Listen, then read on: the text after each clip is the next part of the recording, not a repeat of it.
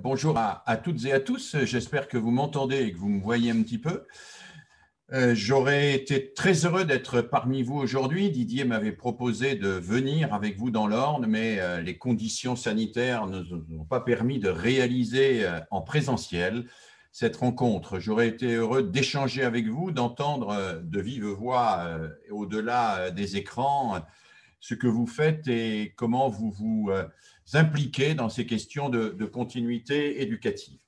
Alors, je m'adresse à vous à un moment très particulier et qui peut peut-être nous amener tout à l'heure dans le débat à poser un certain nombre de problèmes un peu plus techniques et précis, puisque notre pays, vous le savez, s'interroge sur la possibilité dans les jours qui viennent d'anticiper les vacances, voire de fermer les écoles, comme on l'a vu au cours du premier confinement. Alors, je ne veux pas revenir sur cette question. On parle là de continuité pédagogique. Peut-on faire l'école à la maison et à quelles conditions cette école peut-elle ne pas créer des inégalités? C'est un vrai problème. Mais quoique ce problème soit tout à fait d'actualité aujourd'hui, je ne vais pas l'aborder dans mon exposé liminaire. On le fera, si vous le souhaitez, tout à l'heure, pendant le moment du débat. Je voudrais essayer avec vous de défendre une idée, une thèse un peu particulière qui m'est venue à la suite de mes travaux et de mes recherches en sciences de l'éducation. Cette idée, c'est que la continuité éducative est en réalité faite de discontinuités pédagogiques dès lors que ces discontinuités s'accordent dans ce qui pourrait être une cohérence éducative. Autrement dit, j'aimerais vous montrer qu'on peut conjuguer une spécificité des interventions des uns et des autres, chacun dans leur professionnalité particulière, avec une mise en cohérence, une coéducation authentique autour des enfants et évidemment pour le développement des enfants. Alors, avant de rentrer dans les deux parties de cet exposé, et ce sont deux parties bien naturelles, puisque la première sera sur la complémentarité et les discontinuités, et la seconde sera sur la cohérence nécessaire entre les différents intervenants. Avant d'aborder ces deux parties, peut-être rappeler un mot, qu'est-ce qu'on met derrière l'adjectif éducatif? Alors, d'abord, sortons-nous de l'idée, mais ce n'est pas à vous que je vais le dire, et ce que j'ai entendu me confirme dans cette hypothèse, que l'éducatif, ce n'est pas le scolaire. Hein. L'éducatif, c'est l'ensemble des activités éducatives qui contribuent à faire grandir les enfants et à les amener vers l'état d'adulte et de citoyen. L'éducatif ne se limite pas au scolaire et le fait que le ministère de l'institution scolaire s'appelle ministère de l'Éducation nationale, maintenant de la jeunesse, bien sûr, ne signifie pas que pour autant il a le monopole de l'activité éducative. Hein. Les parents, mais aussi les médias, la manière dont les élus organisent et structurent la ville, la façon dont ils pensent les jardins publics où les enfants s'amusent, tout cela est évidemment très important sur le plan éducatif. Comme est tout aussi important ce qu'ils voient sur leur téléphone portable et toute une série d'influences qu'ils reçoivent à travers la publicité, mais aussi dans les mouvements d'éducation populaire ou de jeunesse auxquels ils peuvent participer. Donc l'éducation, c'est bien quelque chose de global. Un enfant est et il reçoit une multitude d'actions éducatives qui convergent vers lui, qui convergent autour d'un principe simple. Hein. L'éducation, c'est une relation entre des adultes et des enfants. C'est une relation asymétrique parce que les enfants arrivent au monde infiniment démunis. Vous savez que c'est la caractéristique de l'espèce humaine. Hein. Nous naissons prématurés et contrairement au petit chat ou à l'abeille, nous avons besoin qu'on nous apprenne des tas de choses pour pouvoir décider nous-mêmes. Le petit chat s'est déjà se laver quand il naît. L'abeille a déjà son régime politique dans ses gènes. Hein, elle est royaliste. Il n'y a pas d'abeille démocrate ou parlementaire. Le petit humain ne naît ni démocrate, ni royaliste. Il n'est rien.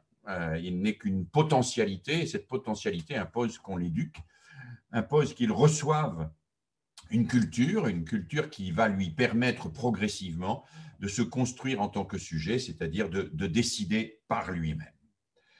Nous avons donc tout ce travail à faire ensemble de viser à l'émergence de sujets autonomes et citoyens. Un sujet, qu'est-ce que c'est? Peut-être tout bêtement, tout simplement, on pourrait dire qu'un sujet, c'est le contraire d'un objet.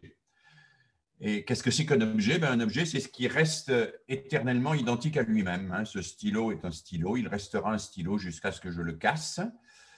Un sujet, c'est quelqu'un qui peut décider à chaque instant de sa vie, qui prend des décisions qui engagent son avenir, qui n'est pas enfermé dans une image, qui n'est pas enfermé dans une essence, qui n'est pas enfermé dans une identité, qui vit avec des identités plurielles et qui va se choisir là-dedans son propre destin, qui va choisir et faire lui-même sa propre vie.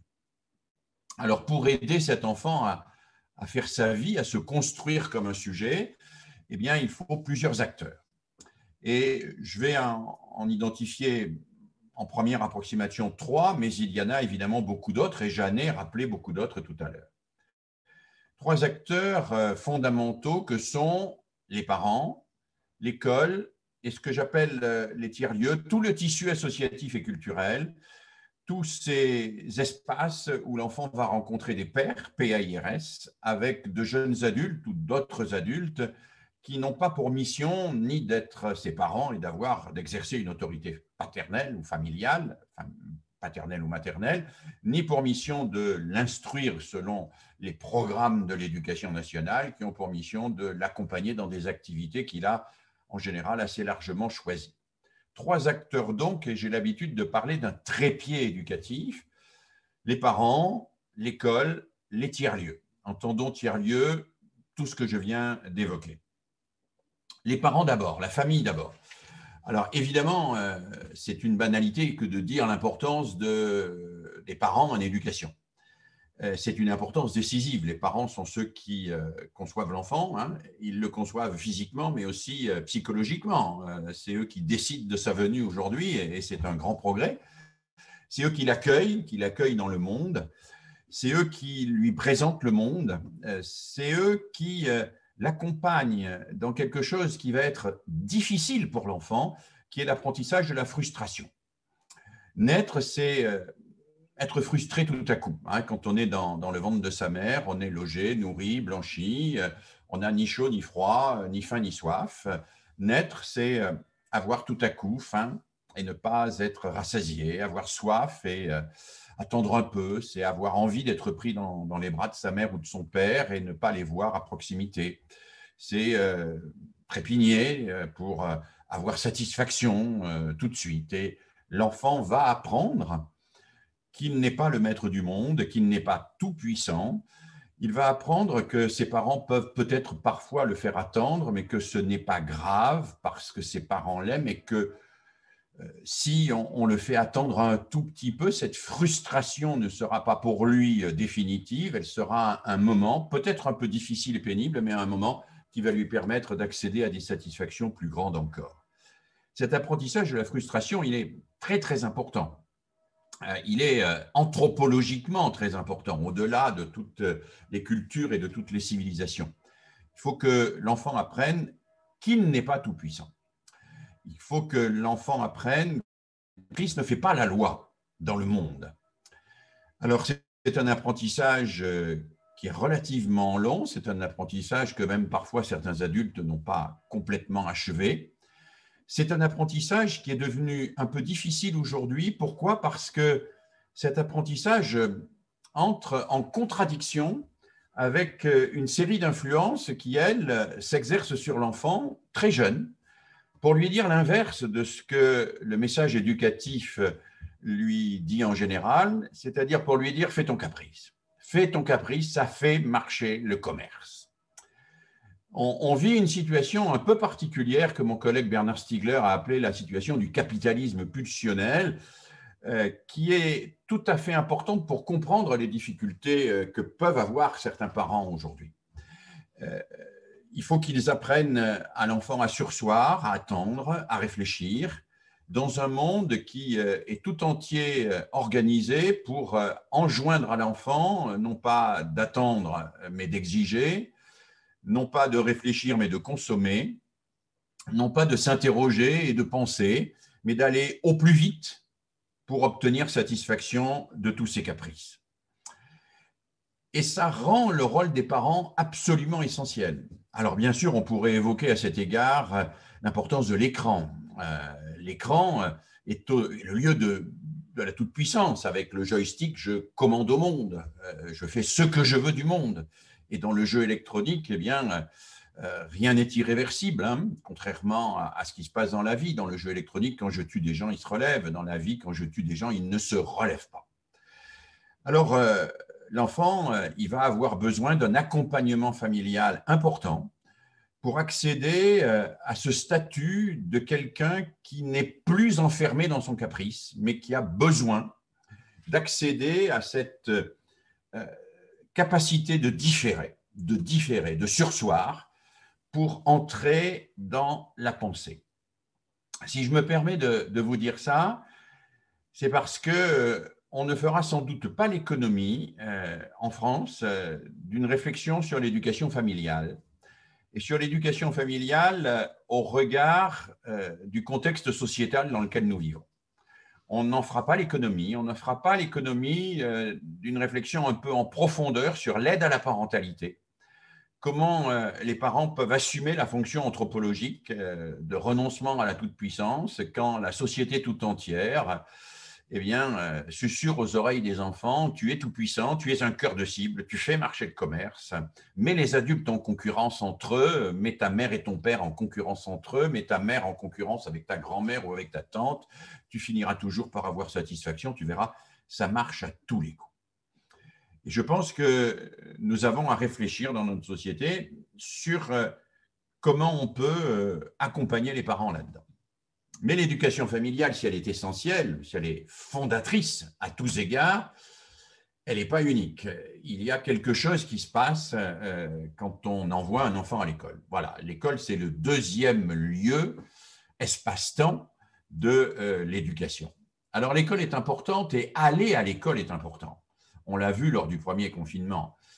Aller à l'école, c'est sortir de la famille. Sortir de la famille, ce n'est pas rien. C'est sortir d'un lieu qui est dominé par l'affectivité pour aller dans un lieu qui sera dominé par la rationalité. Il y a donc une rupture nécessaire entre l'école et la famille, entre la famille et l'école. C'est une rupture voulue. C'est une discontinuité assumée par l'institution scolaire. L'institution scolaire ne prolonge pas la famille, elle rompt avec la famille.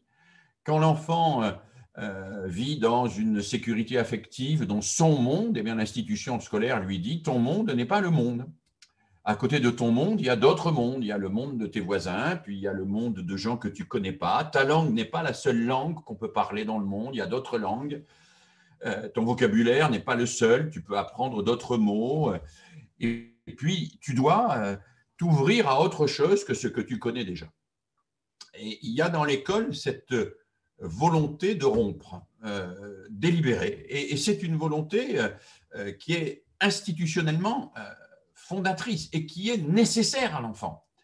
Elle est même nécessaire à travers quelque chose dont on a bien vu le caractère essentiel lors du premier confinement, c'est le trajet. Le trajet. C'est important d'aller à l'école, au sens de se déplacer vers l'école. Parce que ça veut dire qu'on sort de son univers familial et qu'on va vers un autre univers où les règles ne sont pas les mêmes et où il faudra découvrir que les règles ne sont pas les mêmes.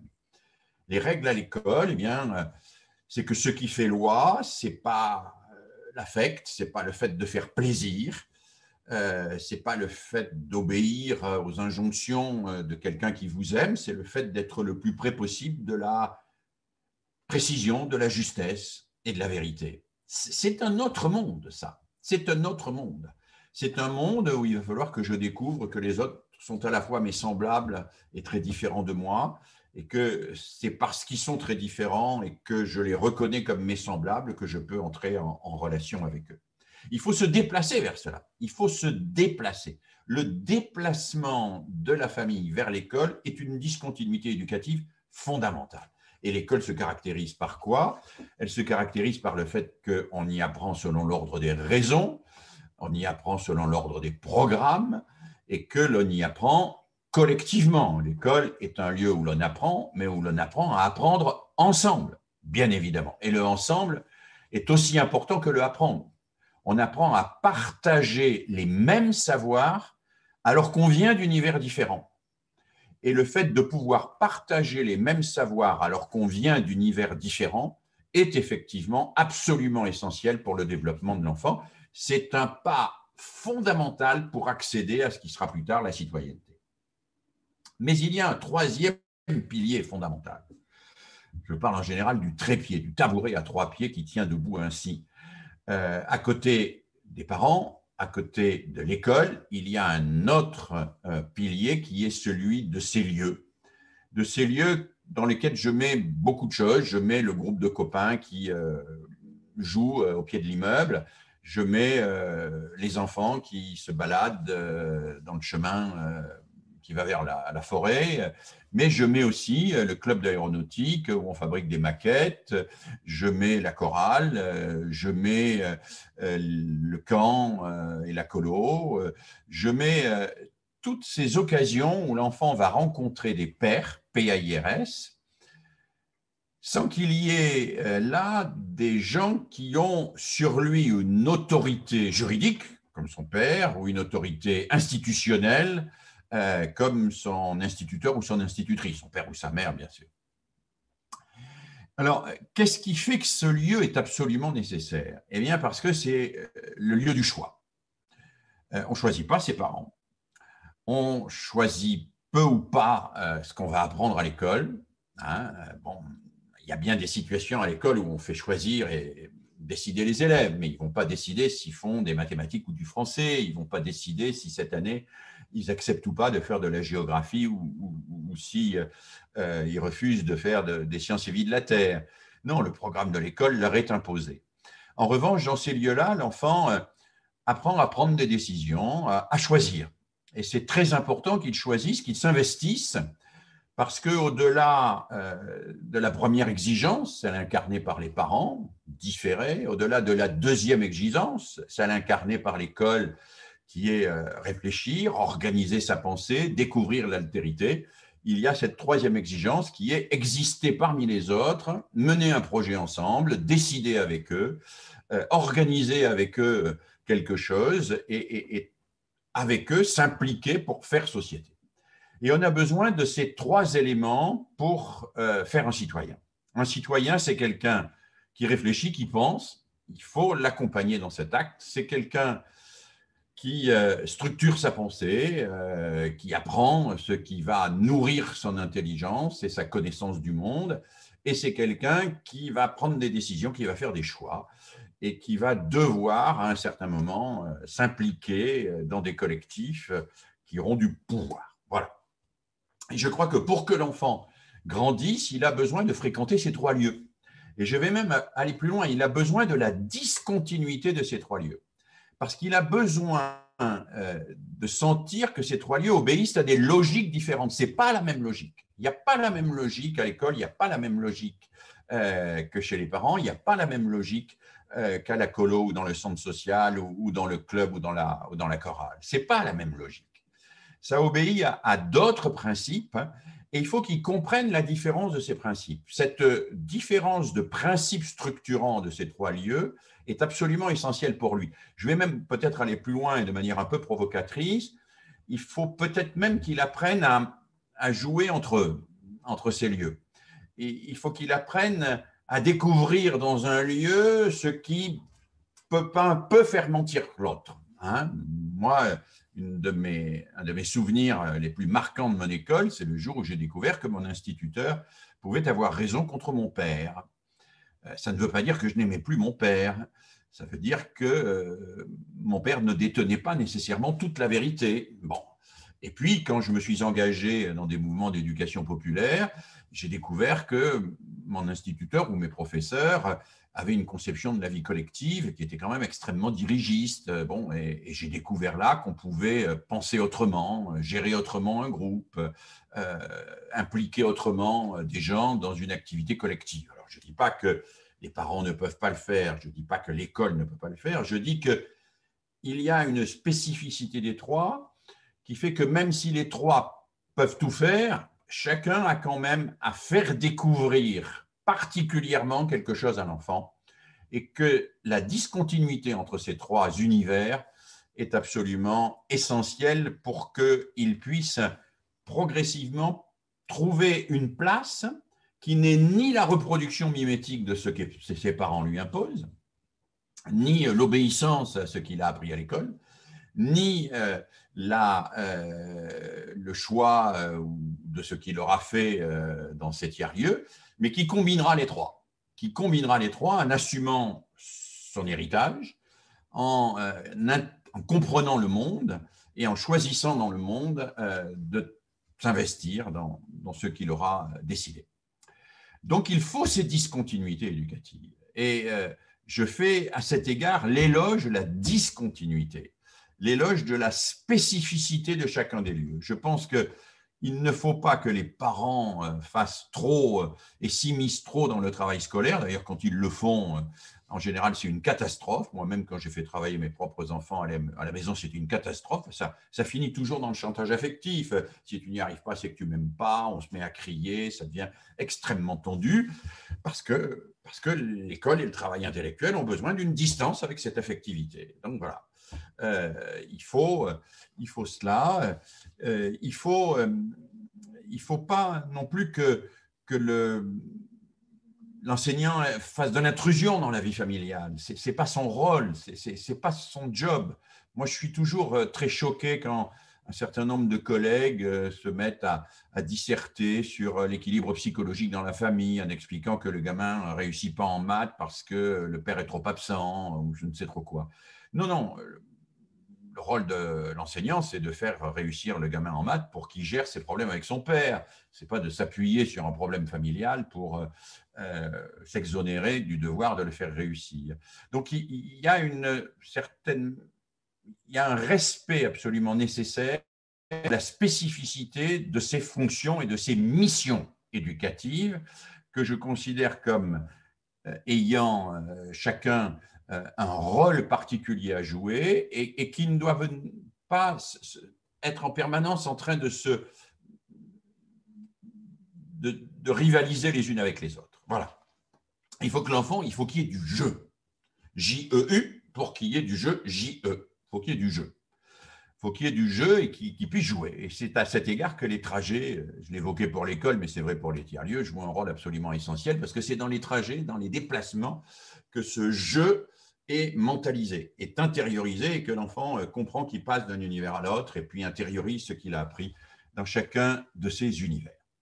Alors, une fois que j'ai dit ça, c'est la première partie de mon propos, on pourrait en déduire, oui, mais alors, si vous faites l'éloge des discontinuités éducatives, c'est qu'il n'y a absolument pas besoin de travailler sur des PEDT, de travailler en partenariat entre les familles, l'école, le tissu associatif. Vous faites l'éloge de l'imperméabilité de tout ça. Bien évidemment que non. Et donc, deuxième partie, il n'y a d'éducation possible que s'il y a à la fois une spécificité, mais s'il y a également une cohérence entre les différents acteurs de l'éducation. Cohérence ne veut pas dire qu'ils font la même chose, qu'ils occupent la même place dans l'imaginaire symbolique de l'enfant. Ils n'occupent pas la même place. Le père, la mère, l'oncle, la tante n'occupent pas la même place que les enseignants, n'occupent pas la même place que les animateurs. C'est des places différentes, radicalement différentes, et il faut qu'elles soient différentes. Mais en même temps, il faut qu'à ces places-là, chacun s'efforce de travailler selon ce qu'on pourrait appeler quelques principes communs. Voilà, quelques principes communs, de telle manière à ce que la discontinuité ne soit pas une distorsion, ne soit pas une incohérence et que nous n'aboutissions pas à la situation du jugement de Salomon ou du cercle de craie caucasien de Brecht. Vous savez, quand l'enfant est au milieu du cercle, dans le roi Salomon ou chez Brecht, donc il y a un enfant qui a été abandonné par sa mère naturelle, qui est adoptée par une mère adoptive, hein. Et puis la mère naturelle vient le rechercher, donc chacune des deux mères se dispute l'enfant. Le roi Salomon met l'enfant au milieu d'un cercle et puis il demande à chacune des deux mères de tirer l'enfant par un bras en disant « celle qui arrivera à tirer l'enfant de son côté l'emportera ». Bien évidemment, c'est un piège. C'est un piège puisque c'est en réalité celle qui lâchera la main de l'enfant, qui ne le déchirera pas, qui ne le mettra pas à mal, qui ne le blessera pas, qui l'aime vraiment et qui mérite d'être sa mère. Et c'est un peu la même chose pour les acteurs de l'éducation. Je crois qu'il faut qu'ils travaillent chacun avec leur spécificité, mais qu'ils ne se déchirent pas l'enfant, que l'enfant ne soit pas déchiré parce qu'il y aurait des principes éducatifs qui soient radicalement hétérogènes, voire contradictoires. Et c'est ça la vraie difficulté. C'est ça la vraie difficulté de la continuité éducative, c'est de travailler à ce que les différents acteurs prennent conscience de leur complémentarité et de la cohérence nécessaire de leurs intentions et de leurs actions. Alors, ça commence petit, hein, ça peut commencer petit, ça peut commencer dans les relations entre l'école et les parents, quand on réfléchit ensemble sur, je sais pas, l'utilisation des écrans, par exemple. Bon, ben, les écrans, ça ne pourra pas se maîtriser, on ne peut pas faire l'apprentissage de l'utilisation des écrans sans les parents, les enseignants, et je pense aussi sans les animateurs, parce qu'ils ont chacun des possibilités d'agir et d'aide spécifiques sur l'enfant. Ça peut et ça doit se continuer, me semble-t-il, en travaillant sur la façon dont chacune et chacun va intervenir pour compléter l'autre en cohérence. Alors, compléter l'autre en cohérence, qu'est-ce que ça peut vouloir dire? Ça veut dire essayer de se centrer, essayer de se donner ensemble quelques principes forts que l'on va, chacun dans sa spécificité professionnelle, mettre en œuvre pour tous. Alors, moi, j'en ai identifié quelques-uns de ces principes, qui me semblent des principes fondateurs de l'éducation pour tous les acteurs et qui doivent faire l'objet d'un travail commun. Le premier principe, il est porté par les parents, mais il doit être partagé à terme par tous, c'est l'apprentissage de la pensée. Penser, ce n'est pas facile. Penser, c'est surseoir au caprice, c'est réfléchir à la légitimité de ce qu'on va faire, c'est être dans le non pas tout de suite, oui, mais peut-être, j'y réfléchis et j'y pense. C'est différer, c'est surseoir. Je pense que cet apprentissage du sursis doit être porté par les parents, mais partagé ensuite par tous, et que tous les acteurs éducatifs doivent incarner cette préoccupation. Deuxième préoccupation et deuxième thématique forte à laquelle je crois beaucoup, c'est chercher. Ce n'est pas simplement différer, c'est chercher. Je diffère, mais je ne diffère pas simplement pour ne pas faire. Je diffère pour chercher, pour aller voir, pour réfléchir, pour m'informer, pour me documenter, pour chercher. Être en situation de recherche, c'est fondamental, et c'est fondamental dans la famille, c'est fondamental à l'école, c'est fondamental dans les tiers-lieux. Être en situation de recherche, ça veut dire ne pas se contenter de savoir, mais vouloir apprendre. Moi, je fais une très grande différence entre vouloir savoir et vouloir apprendre.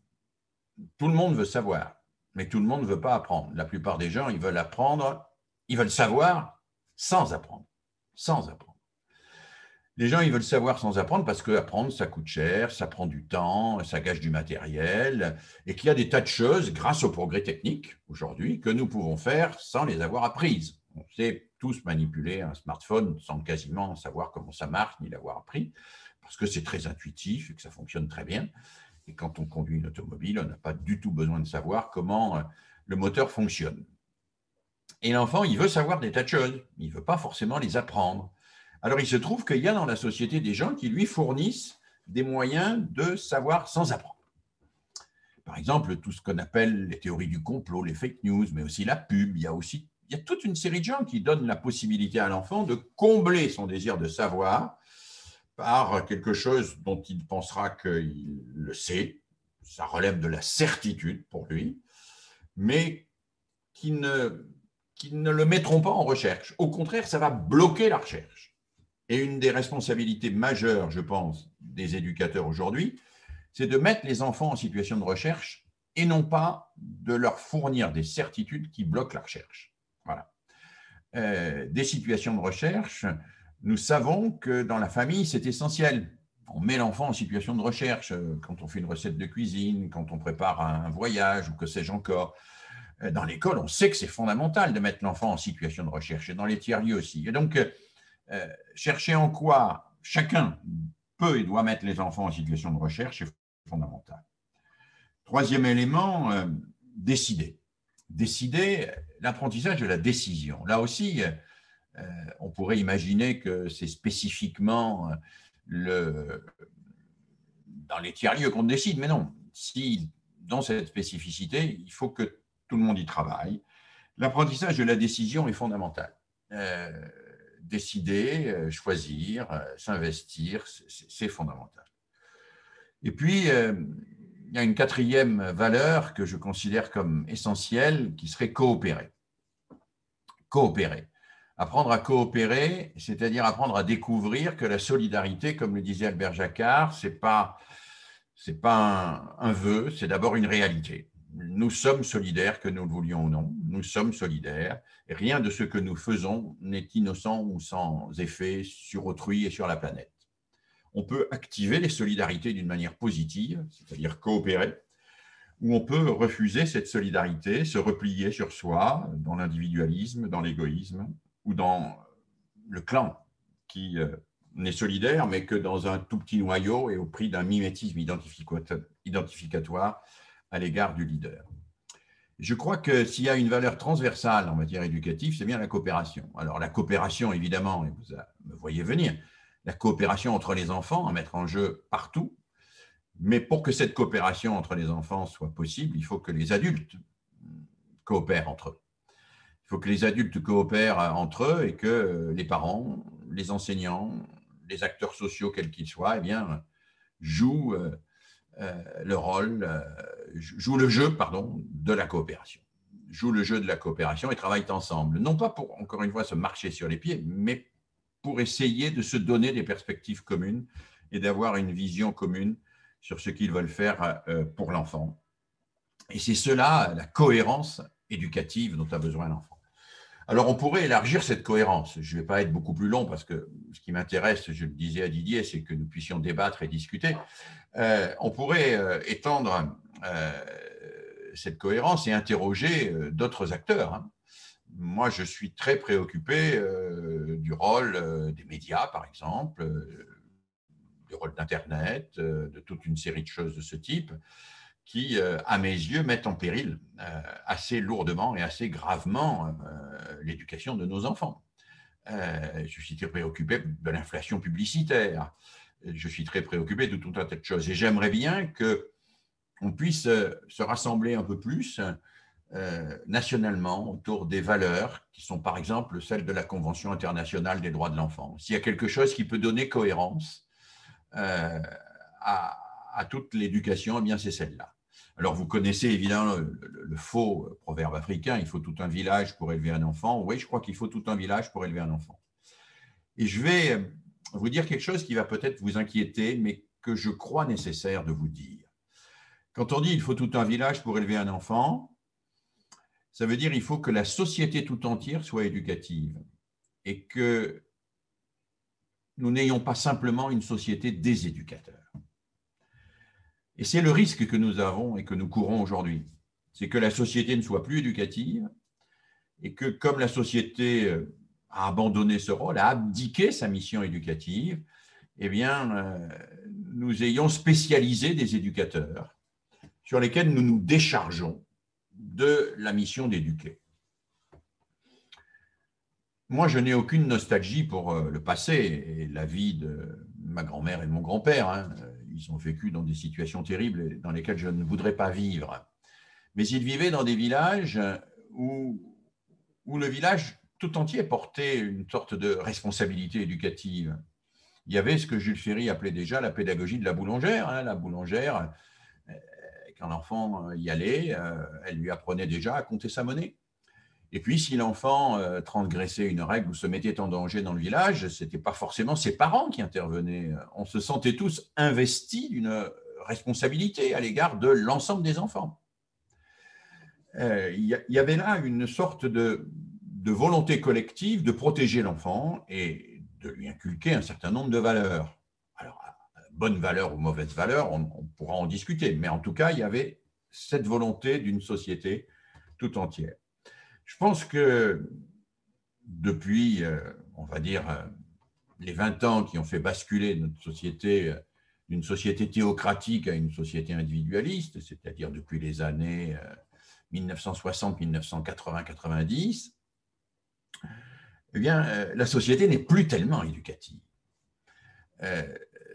Regardez ce qui se passe dans la rue, dans les bus, qui ose encore intervenir, jouer un rôle d'éducateur alors qu'il n'en a pas le label.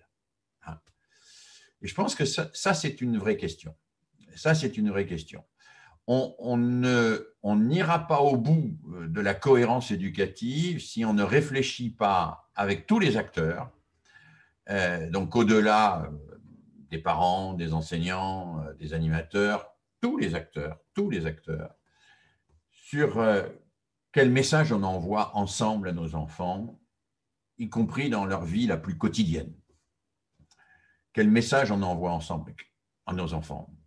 Quel message on envoie par la manière dont nous nous comportons à leur égard, nous, collectivement, puis nous, macroscopiquement, la société, avec ses mégastructures, avec son environnement publicitaire, médiatique, etc.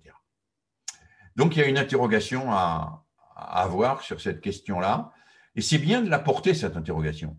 C'est bien de la porter, parce qu'on ne peut pas assumer une responsabilité éducative et porter même une culpabilité éducative de ne pas y réussir quand toute la société, dans ce qu'elle a de plus médiatique, laisse entendre aux enfants que c'est le contraire de ce qu'on leur dit nous, qu'il faut qu'ils fassent s'ils veulent être grands, beaux, intelligents et premiers partout dans les concours et sur les réseaux sociaux. Donc, il y a à interpeller la société là-dessus. Et je pense qu'on sera d'autant plus fort pour l'interpeller qu'on sera ensemble et qu'on collaborera ensemble pour cela. Alors, moi, j'ai quelques pistes, quelques idées, on en parlera si vous voulez. Mais je voulais terminer par cela parce que je pense qu'on pourrait, vous pourriez, et j'ai vu des exemples qui montrent que vous le faites déjà à bien des égards, réfléchir sur comment on recompose la ville, le village, la société dans laquelle nous vivons, pour qu'elle porte une vision positive de l'éducation, positive et cohérente, qui valorise à la fois l'émancipation et la solidarité. Voilà, moi je vais m'arrêter là. J'avais dit 45 à 50 minutes, c'est à peu près ce que j'ai fait. Je ne voulais pas être plus long, je voulais simplement jeter là quelques idées. Et puis je reste surtout très disponible et très intéressé par le dialogue avec vous maintenant. Vas-y. Oui, alors évidemment, on pourrait poser la question en termes politiques. Je crois que les politiques ont une responsabilité importante parce que précisément, ils peinent à concevoir l'éducation comme un acte global. Et il la segmente. Il y a l'éducation à ceci, l'éducation à cela, il y a les éducateurs spécialisés, les animateurs, mais ils peinent à concevoir que c'est la société tout entière qui éduque et que les messages éducatifs, ils viennent de tous les côtés et qu'ils viennent par la capacité qu'ont les adultes à être cohérents entre eux autour d'un certain nombre de valeurs. Par exemple, on ne peut pas se plaindre en permanence que les jeunes n'ont pas le sens de l'effort si la société leur dit de manière systématique que la jouissance immédiate est préférable à la jouissance différée. Voilà, on ne peut pas. Or, ça, je pense que les politiques ne l'ont pas vu, ne l'ont pas senti, parce qu'ils restent dans une conception de l'éducation qui est une conception très institutionnelle, avec des gens qui sont chargés de ça, et pas dans une conception qu'on pourrait appeler systémique, c'est-à-dire qui voit l'enfant au cœur d'un système où toutes les choses entrent en interaction les unes avec les autres. Francesco Tonucci, que j'aime beaucoup, qui a beaucoup travaillé sur l'éducation dans la ville, eh bien, montre que selon ce qu'il y a dans le jardin public, les enfants ne vivent pas de la même manière les jeux collectifs. Par exemple, s'il y a des tourniquets et des toboggans, ce n'est pas du tout la même chose que s'il y a un terrain d'aventure. Voilà. Et donc, si on ne met pas ça en cohérence avec ce qu'on fait par ailleurs, eh ben, on va avoir des bouts qui vont se rajouter, mais on n'aura pas un projet éducatif global pour nos enfants. Voilà. Mais on peut aller, si vous voulez, sur des questions plus précises. Alors, je ne vais pas… Ah, je vois apparaître quelques questions sur le chat, donc c'est génial. Oui, tout à fait. Alors, je prends le relais. Donc, il y a une question qui dit « La société est très largement fracturée et l'école, comme l'ensemble des institutions, n'est plus légitime pour porter un discours audible par toutes les familles et les tiers-lieux. Comment dépasser ces fractures ?» Moi, je n'ai pas de solution, évidemment, pour dépasser ces fractures, si ce n'est de travailler, de proposer des lieux de rencontre entre les différents acteurs éducatifs et de confronter nos différences pour essayer de dégager des valeurs communes. Je pense que c'est moins difficile qu'on ne le croit. Pour avoir travaillé beaucoup dans des quartiers considérés comme chauds dans la périphérie de Lyon, etc., il me semble que quand on réunit des gens, des élus locaux, des responsables associatifs, des parents, voire des gens qui sont un peu dans des situations de rupture, et je parle de rupture un peu forte, même de communautarisme, même un peu enraciné, mais qu'on se place du point de vue de l'intérêt de l'enfant, de l'intérêt supérieur de l'enfant, comme on dit en termes juridiques, on arrive à ébaucher des consensus et à dépasser un certain nombre de fractures. Moi, je ne me résigne pas à ces fractures. Et je pense que justement, c'est une des choses que je crois même le plus, je pense que la société ne peut dépasser ces fractures que si elle se place du point de vue des enfants. Parce que c'est Maria Montessori, que je critique par ailleurs et dont je ne dirai pas que du bien, mais qui dit que seraient les adultes sans les enfants qui les aident à s'élever. Je crois que les enfants, parce qu'ils représentent l'avenir, un avenir que nous préparons, mais que largement ils feront eux-mêmes, ils peuvent nous aider à nous dégager du présent. Dans le présent, on est là les uns contre les autres, fracturés, divisés, etc. Dès qu'on se place du point de vue de l'enfant, on a une chance supplémentaire. Je ne dis pas que c'est facile et je ne dis pas que ça se fait automatiquement, mais on a une chance supplémentaire de dépasser les fractures dans lesquelles nous vivons.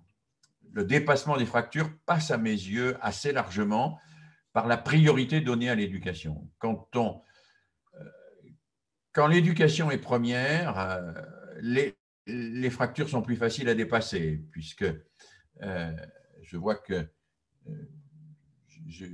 Ah non, c'est la personne qui m'interroge qui est de la Ligue de l'enseignement, mais je pensais à cette phrase de Jean Massé qui dit que dès lors qu'on se place du point de vue éducatif, on se place du point de vue d'une universalité modeste qui peut précisément permettre de créer de l'adhésion et de dépasser les divisions. Alors, encore une fois, ce n'est pas facile, je n'ai pas la clé, je ne sais pas faire ça automatiquement en 2 coups de cuillère à peau, mais je pense que c'est possible par le travail commun autour de ce qui fait grandir les enfants et de ce qui les rend plus autonomes et plus heureux, plus citoyens et plus solidaires. Alors, on a une question de Léon, une nouvelle fois. Pour ceux qui souhaiteraient plutôt prendre la parole directement, n'hésitez pas à la demander et à la prendre avec le micro et la caméra. Donc, merci, M. Mérieux, de reprendre ce trépied et l'importance de ces 3 ensembles. Léon se dit entièrement d'accord avec vous. Et il est vrai qu'on ne pourra pas faire l'économie de réfléchir aux nouvelles approches médiatiques qui mettent à mal l'apprentissage de la frustration. Qu'en pensez-vous ? Oui, merci Léon de votre intervention. Peut-être, je vous invite à faire des interventions orales parce que ça changera du fait que c'est toujours moi qui parle et ça apportera un peu de diversité dans cette soirée. Oui, bien sûr, on ne pourra pas faire l'économie de ça. On ne pourra pas faire l'économie. Je pense qu'aujourd'hui, les médias filent du mauvais coton. Je le pense réellement. je pense qu'ils mettent en péril un certain nombre de principes éducatifs fondamentaux. Alors, je vais donner quelques exemples, hein, mais qui sont volontairement très triviaux, très basiques, très simples. Moi, ça fait déjà presque 20 ans que je lutte pour la suppression de la publicité avant, après et pendant toutes les émissions pour les enfants. Nous ne l'avons pas obtenu. Nous ne l'avons pas obtenu. Et aujourd'hui, vous savez que 30 à 40% des enfants qui vont à l'école primaire regardent la télévision avant d'aller à l'école le matin. Ils regardent en général des chaînes privées qui entrelardent de leurs dessins, où les dessins animés sont entrelardés de publicité, et où on a même supprimé les génériques pour qu'on passe quasiment directement du dessin animé à la pub. Et dans cette pub, c'est même les personnages de dessins animés qui parfois font la pub. Là, on est dans une confusion complète. On est même dans un irrespect de la Convention internationale des droits de l'enfant qui interdit précisément cette manipulation. Alors, vous me direz, c'est anecdotique. Oui, mais c'est très significatif quand même de la manière dont nous considérons nos enfants. Au fond, on veut bien les envoyer à l'école, mais par ailleurs, on tolère parfaitement qu'ils soient des cœurs de cible et qu'ils soient matraqués de pubs pour faire acheter par leurs parents le dernier gadget à la mode.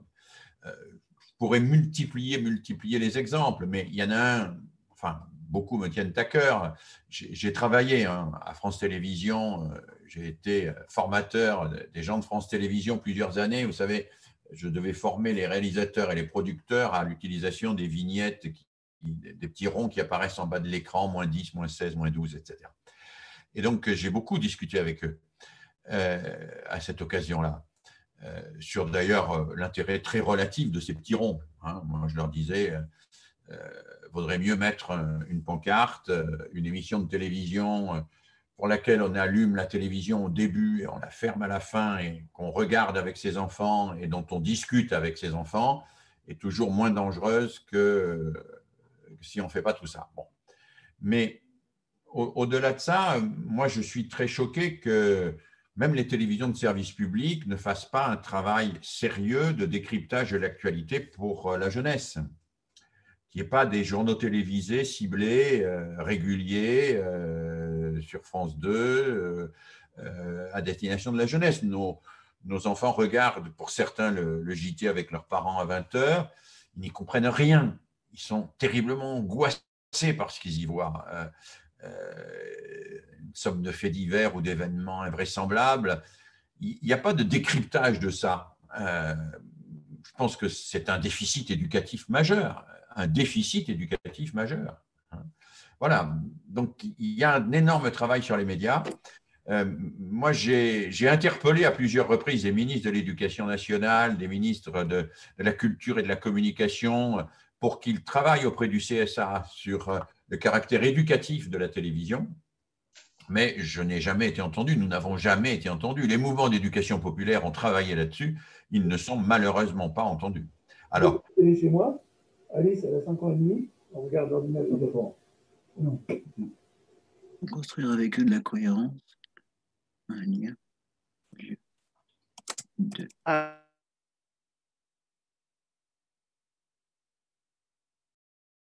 a eu un petit souci sur les micros en voulant simplement activer la proposition d'ouverture. On les a tous ouverts d'un coup.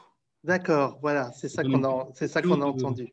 Voilà, petite question de 33 662 qui se reconnaîtra. Pensez-vous que de nos jours, il serait préférable de parler avec nos enfants de chaque programme et de les mettre en garde? Oui, j'ai déjà répondu. Moi, si j'avais le moindre pouvoir au CSA, je passerais régulièrement un spot disant si vous voulez que vos enfants grandissent, ouvrez la télévision au moment où ça commence, fermez-la à la fin du programme. C'est-à-dire sortez du flux avec la télécommande qui fait qu'on zappe de chaîne en chaîne. Regardez. Ah, il y a quelqu'un qui intervient en chanson, mais c'est super, moi j'aime bien. Regardez du début jusqu'à la fin un programme et parlez-en après, oui, bien sûr. Mais tout ça, il faudrait qu'on ait aussi les moyens d'en parler avec les familles. C'est pour ça que je parlais de l'aide à la parentalité au début. je crois que l'aide à la parentalité est très insuffisante en France, très, très insuffisante en France aujourd'hui au regard des enjeux éducatifs auxquels nous sommes. Donc, je vais relayer la question de Sarah qui demande à qui pensez-vous qu'incombe le rôle de sensibilisation et des informations des parents sur ces sujets? Je pense que c'est quelque chose qui nous incombe à tous, hein, et ça devrait être l'objet du travail dans la mise en place des PEDT, par exemple. Il faudrait qu'on travaille en commun là-dessus. Je pense que, je vois Didier, mais un mouvement comme les CMEA a beaucoup travaillé sur la question des médias. Hein. On a des outils, on a des belles choses. D'autres mouvements d'éducation populaire ont aussi des outils et des choses comme ça. Moi, je pense qu'effectivement, nous avons à mettre en commun nos ressources et à travailler en commun autour de ça. Il faut que les PEDT, pour moi, hein, mais je ne parle qu'à moi, ne consiste pas simplement à dire toi tu fais ceci, toi tu fais cela, toi tu fais autre chose, toi tu prends les enfants de 16h35 à 17h25, etc., mais qui considèrent quelles sont nos priorités. Et si la question des médias est une priorité, comment chacun fait avec sa spécificité pour traiter cette priorité. Et il faut qu'à ce moment-là, on se mette d'accord. C'est-à-dire qu'il faut sortir de PEDT qui sont purement organisationnels, managériaux, pour entrer dans des PEDT qui soient finalisés par des projets éducatifs communs. Parce que le mot projet, PEDT, c'est projet éducatif de territoire. Or, moi, ce que j'ai souvent vu à la place des PEDT, ou qui se donnaient comme des PEDT, c'était des organisations de temps et d'espace pour que ça gêne le moins de monde possible et que ce soit le plus rentable possible pour garder les enfants sur le plus longtemps possible, sans se donner de vraies priorités communes, de vrais projets communs en matière éducative. C'est ça que je trouve important d'essayer de faire sur les terrains, c'est qu'on arrête d'être dans la seule organisation, mais qu'on mette l'organisation au service de priorités qu'on se donne. Si on considère, et moi je le crois, que l'éducation aux médias est une priorité, alors il faut que le PEDT l'affiche clairement et qu'on fasse de ça une priorité. Si on considère que l'apprentissage de la manipulation est une priorité, moi je considère que c'est une priorité, que par exemple, il faut que l'enfant fasse du jardinage, il faut que l'enfant travaille le bois, travaille la terre, travaille le fer, travaille le carton, etc. Moi, je crois que c'est une priorité pour lutter contre le poids des écrans. Je pense que face au poids des écrans et de la virtualisation, il faut que l'enfant rencontre des choses qui lui résistent, c'est-à-dire des objets avec lesquels il puisse bagarrer. Bon. Parce que quand vous travaillez avec un objet, quand il faut fabriquer un vrai tabouret à 3 pieds sans colle ni clou, ben, il ne suffit pas de gueuler, il faut le faire comme il faut. Bon. Donc, je pense que la lutte contre l'hégémonie de l'écran, contre les théories du complot et tout ça, ça passe aussi par une forme de redécouverte des vertus de ce qu'on a à tort appelé le travail manuel, parce que ce qu'on a appelé le travail manuel est en réalité un vrai travail intellectuel. Bon. Il y a un auteur que j'aime beaucoup, Matthew Crawford, qui a écrit qui est un philosophe américain, qui est à mi-temps professeur de philosophie dans une université américaine, et qui pour l'autre mi-temps est réparateur de motocyclettes chez le garagiste de son quartier, qui a écrit un très beau livre qui s'appelle L'éloge du carburateur, et puis un autre qui s'appelle Contact.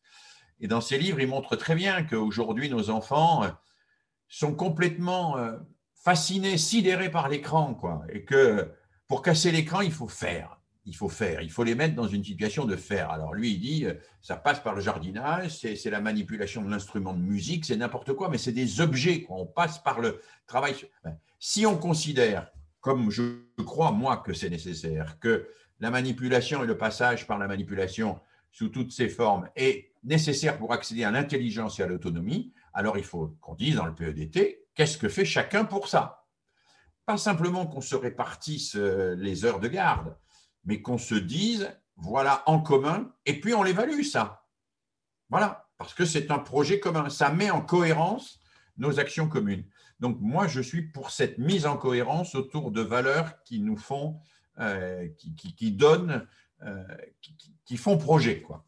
Voilà. Je vois qu'il y a d'autres questions qui arrivent, donc c'est bien, mais j'aimerais bien que les gens me parlent un peu, parce que moi… Alors, voilà, alors on a une demande avec un lever de main, et on a deux personnes sur le chat. Je propose qu'on prenne la question de Fing, qui a levé la main. Je ne sais pas qui se cache derrière Fing. Donc, est-ce qu'on peut demander la réactivation? Voilà, j'ai dû vous donner le micro. Vous pouvez aussi activer votre caméra si vous le souhaitez. Attendez. Hop. Bonjour. Du coup, j'aimerais,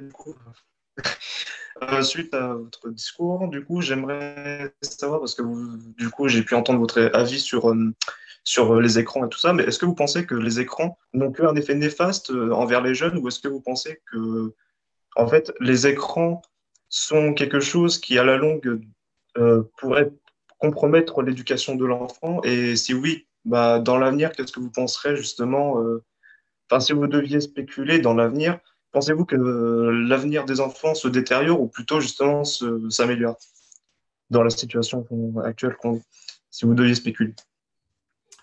Alors d'abord, je ne lis pas dans les boules de cristal, hein, et je ne sais pas quel sera l'avenir. Sur la question des écrans, je ne dirais pas la question des écrans. Pour moi, la question, ce n'est pas celle des écrans, c'est celle du numérique. Non, mais je suis tout à fait d'accord. Ce qui n'est pas tout à fait la même chose. Sur la question du numérique en particulier, moi je dirais, comme le dit Bernard Stiegler, qui est un des meilleurs spécialistes du numérique, c'est un pharmacone le numérique, c'est-à-dire c'est ce que les Grecs disaient, la digitaline par exemple, la plante, la digitale, ça peut soigner ou ça peut tuer selon la dose et la manière dont on l'utilise. Voilà. Mais je pense que le numérique c'est pareil, c'est un outil.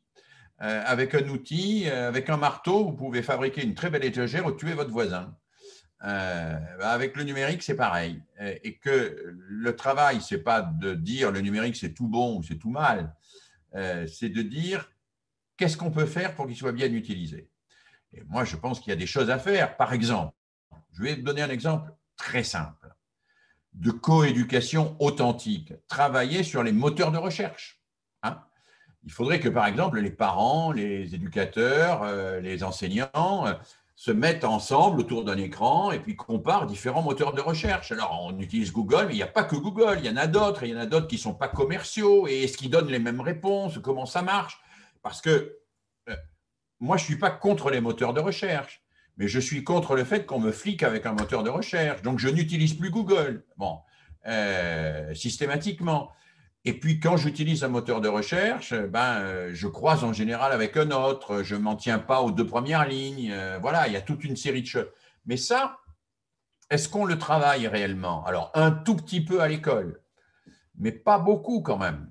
Et est-ce que c'est l'objet d'une coéducation authentique? Est-ce qu'on se dit, il faut travailler là-dessus? Assez peu. Moi, je l'ai dit tout à l'heure au cours de mon exposé, je pense que la question des écrans, du numérique d'une manière plus globale, ne pourra se traiter que par la coéducation. C'est-à-dire qu'il faut que les parents, il faut que les enseignants, il faut que les éducateurs en discutent ensemble et se mettent d'accord sur quelques principes, pas sur le fait qu'ils font la même chose, ils font des choses différentes, mais ils ont quelques principes simples, quoi, communs. Voilà, moi, j'aimerais qu'on réfléchisse sur ces principes et que ce soit vraiment l'objet d'un travail commun entre les différents partenaires éducatifs. Moi, je ne suis pas pour une coéducation qui organise simplement le temps et qui organise, je suis pour une coéducation qui réfléchit sur les principes fédérateurs et sur ce qui permet, sur les priorités qu'on se donne et la manière dont on peut les atteindre. Et encore une fois, moi, je ne lutte pas contre les écrans, hein. Je lutte pour le travail manuel. Je lutte pour que les gamins fassent du jardinage. Parce que faire du jardinage, c'est super important parce que quand on fait du jardinage, on découvre que ce n'est pas en gueulant sur les tomates qu'on les fait pousser plus vite. Hein. Et c'est super important de découvrir ça, hein, parce que ça veut dire qu'on n'est pas tout puissant, qu'il faut obéir aux lois pour pouvoir, et donc que la violence n'a pas tous les pouvoirs. Peut-être que chez vous, et j'en suis profondément convaincu, la plupart des gamins font du jardinage, mais je peux vous dire que chez moi, à Lyon, ils ne font plus de jardinage et que personne ne sait plus comment on fait pousser des tomates.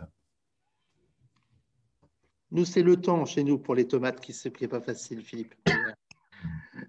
Alors, il y a Pierre, mais merci, et merci Philippe d'avoir pris la parole. Et il y a Pierre aussi qui demandait la parole, donc on va vous activer le micro, Pierre.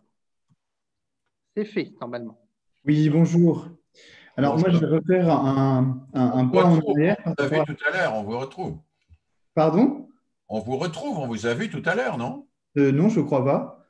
Il Alors, me semble pas, mais il semblait être paru dans le film tout à l'heure. J'ai cru que pas de c'était… souci. Moi, je me demandais, alors par rapport à ce qui a été dit un peu précédemment, du coup, moi, ce qui m'interrogeait, c'était à savoir dans quelle mesure, en fait, on peut penser l'éducation des enfants comme première, comme cet espace où va se jouer l'avenir de nos sociétés, dès lors que cette manière de penser l'éducation, dans nos sociétés actuelles, enfin, elle est un peu décrédibilisée, on se concentre davantage sur le moment présent, sur un zapping d'informations, et il me semble même qu'à titre d'exemple, les mouvements jeunesse pour le climat, les marches pour le climat qui se passaient par les jeunes, sont un peu la représentation de cette tension, de ce problème, dans le sens où dans le flux d'informations quotidien, ils ont été bien représentés, mais après, ils ont été décrédibilisés, enfin, ils ont été perdus, ces mouvements, et voire même leur parole en tant que jeunes a été décrédibilisée. Alors même qu'il s'agirait plutôt de la légitimer, car l'avenir leur appartient, entre guillemets. Oui, moi, je ne peux qu'être d'accord avec vous. Je suis totalement, pleinement en phase avec ce que vous dites. Il faut sortir de cette obsession du présent pour penser un petit peu l'avenir et le futur. Bon, alors aujourd'hui, par rapport à la situation que vivent les enfants et les adolescents, il faut penser PAN, hein, de pansement, le présent, parce qu'ils souffrent quand même, hein, les gamins aujourd'hui. Il y a, et puis les adolescents aussi, hein, bon, un peu moins que pendant les confinements, mais c'est quand même difficile, hein, pour des gamins. La pandémie, ça change beaucoup de choses. On a sans doute sous-estimé les effets psychologiques sur les enfants de ce qui est en train de se passer aujourd'hui. Donc, il faut les aider à passer ce présent, métaboliser leurs angoisses, etc. Et je pense que c'est un vrai travail éducatif. Il faudrait que plus que jamais qu'on fasse du théâtre, des contes, etc. etc. Mais j'ai vu que c'était bien sûr une de vos priorités, donc je ne vais pas prêcher à des convaincus. Mais il faut ça parce que c'est le vrai moyen pour dépasser l'angoisse. Mais vous avez raison de dire qu'au-delà de penser PAN, le présent, pour penser l'avenir, il faut lever un petit peu la tête du guidon, quoi. Et c'est pas ce qui apparaît. Nous sommes dans ce que les sociologues appellent le présentisme, c'est-à-dire précisément la difficulté à vivre en levant les yeux vers le futur. On vit trop par le présent et c'est un regret que je partage avec vous totalement. Alors, il y a une question de Benoît, je crois, que je trouve importante, où il me semble que c'est Benoît, mais oui, sur le fait que la continuité éducative, c'est ça, est parfois entendue comme une déclinaison des apprentissages scolaires sur les temps extrascolaires. N'est-ce pas une vision trop restrictive, les apprentissages scolaires étant en réalité plus fondamentaux? Alors, moi, je pense que c'est une vision très restrictive. La notion de fondamentaux, je la trouve extrêmement confuse. Je pense que tous les apprentissages sont fondamentaux. C'est très fondamental, l'apprentissage de la frustration à la maison, l'apprentissage de la parole à la maison, l'apprentissage du débat serein à la maison. Si tout ça était fait, ce serait beaucoup plus facile d'apprendre à l'école. Bon. Donc, c'est important de travailler avec les parents sur ces apprentissages-là. C'est important de travailler aussi avec les gens qui encadrent les crèches, les garderies, etc., pour qu'ils aient la possibilité pas de compenser, mais d'apporter une aide quand la famille n'est pas en mesure de le faire dans ce domaine-là. Et on sait que très tôt, on peut avoir des comportements qui soient déterminants pour faciliter les apprentissages scolaires ou d'autres qui ne soient pas déterminants, qui soient handicapants. Donc, la notion de fondamentaux est discutable. Les apprentissages fondamentaux, il y en a partout. Voilà. Mais ce qui n'est pas discutable, je trouve, dans votre interrogation, c'est le fait que trop souvent, effectivement, l'extrascolaire, c'est de la déclinaison du scolaire. C'est du scolaire en moins bien ou c'est de l'aide au scolaire. Voilà. C'est la roue de secours du scolaire.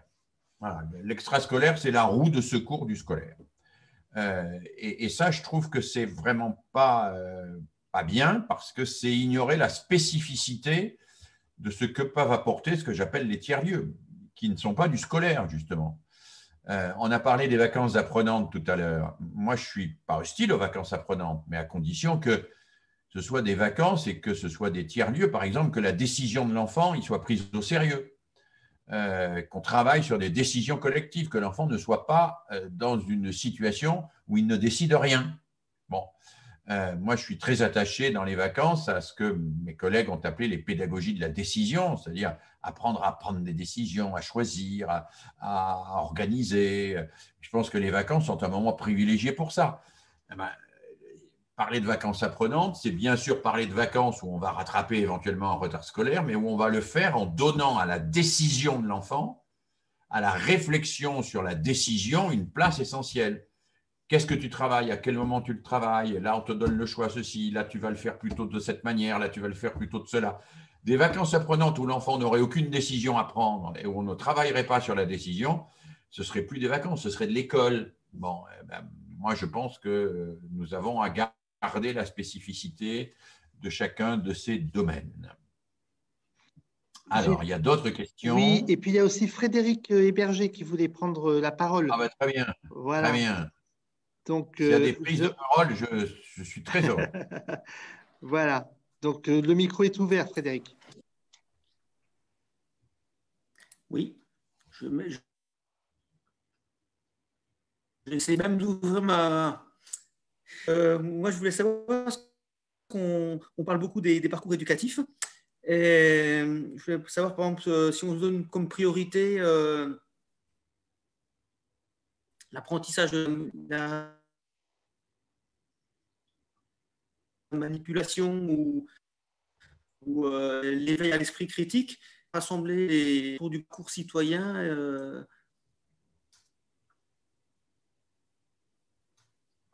On vous entend mal, Frédéric.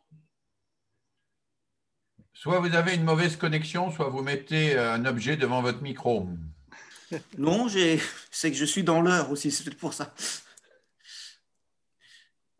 J'ai posé la question sur le chat, sinon si l'animateur… alors, on va voir si Patrick et Mickaël peuvent nous la redonner. Je vais prendre la question qui est sur le chat. Donc, les parcours éducatifs sont-ils de bonnes entrées pour la coéducation, le parcours citoyen pour la prévention de la manipulation, par exemple?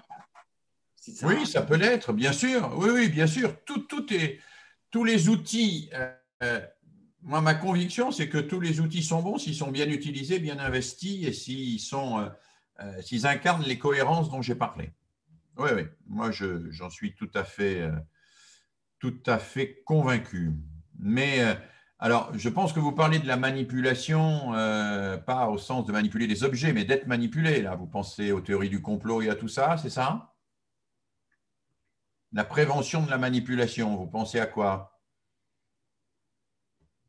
Didier? Oui, Frédéric, je peux préciser la prévention de la manipulation. Je pense que c'est au regard des théories du complot, par exemple. Alors, si Frédéric, vous pouvez nous préciser.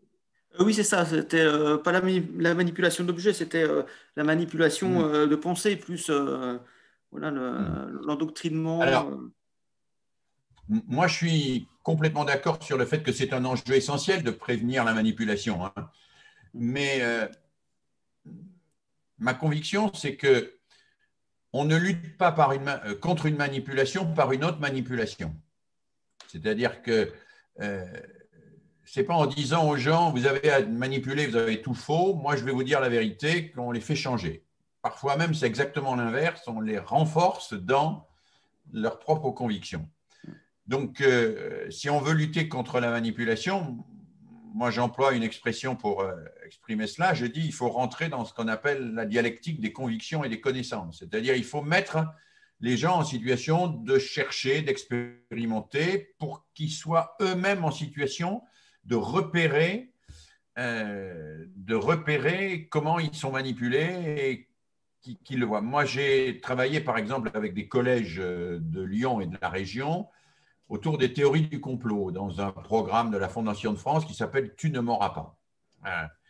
Eh bien, rien n'a été plus efficace que de faire fabriquer aux élèves de ce que nous appelions des documenteurs, c'est-à-dire de leur faire fabriquer des films dans lesquels on leur demandait de manipuler les autres parce que ça leur a permis de réfléchir à comment on fait pour les manipuler eux. Et je pense que ils ont vu d'ailleurs, quand ils ont fabriqué des films comme ça, on leur avait demandé de fabriquer des films sur des trucs absolument stupides.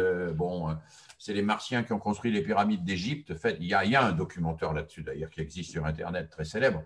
Mais on leur avait demandé de faire des documentaires sur tout un tas de sujets. Et quand ils l'ont regardé montrer aux copains et que les copains disent on n'y croit pas, ils ont réfléchi pourquoi on n'y croit pas. Parce que là, il manque un scientifique sérieux qui nous explique ceci ou cela. Et donc, ils en refont un, ils font un faux scientifique avec des titres ronflants pour que ça paraisse solide. C'est-à-dire qu'ils découvrent, à la fois parce qu'ils créent, parce qu'ils travaillent ensemble et qu'ils coopèrent, ils découvrent comment on manipule. Et ça, c'est plus efficace que de leur dire « tu es manipulé, regarde, c'est des méchants qui te manipulent ». Moi, je pense que ces parcours éducatifs sont intéressants s'ils mettent les enfants en situation de recherche, d'expérimentation. Voilà. Et ça leur permet de débloquer des choses. Pour vous dire, moi, je me suis occupé aussi, c'est un autre exemple, d'un programme de lutte contre la radicalisation avec les adolescents en prison. Donc, il s'agit d'adolescents réellement radicalisés, hein, en prison. Donc là, ça veut dire qu'ils ont commis des actes lourds ou qu'ils ont été embarqués dans des affaires extrêmement dures. Eh bien, on avait pris le parti, et ça s'est avéré assez efficace, de ne pas les attaquer de front, c'est-à-dire de ne pas leur dire « tu penses que le monde est séparé entre les mécréants et les croyants et qu'il y en a qui doivent tuer les autres ». Non, on leur a dit « tu es en prison, mais on va te faire lire des textes de gens qui ont été en prison ». Par exemple, il y a un gars qui a été en prison un jour. Ce gars, il s'appelait Galilée. Galilée, il était en prison comme toi. Et tu sais pourquoi il était en prison ? Et alors, on lui racontait l'histoire. On lui faisait faire même les expériences de Galilée. On leur montrait des trucs. Ben, ça, finalement, ça s'est avéré plus efficace que si on avait dit au gars, non mais attends, c'est pas vrai que tu vas avoir 50 000 vierges si tu te… ouais. C'est raconter à quelqu'un, dire à quelqu'un ce que tu penses est mauvais, moi je vais te dire ce que tu dois penser, ça ne marche jamais. En revanche, faire le détour par l'expérimentation, par le travail, par l'histoire, par tout ça, ça peut déclencher. Je ne dis pas que ça marche à coup sûr. Hein. Rien ne marche à coup sûr en éducation. Sinon, ce n'est pas de l'éducation, c'est de la manipulation. Rien ne marche à coup sûr en éducation. Mais ce n'est pas pour autant qu'il ne faut pas essayer. Voilà. Alors, il y avait des questions sur le chat. Je vais laisser mes collègues. Il y a une question sur le métier du professeur aujourd'hui. Oui, la pédagogie de Paulo Freire.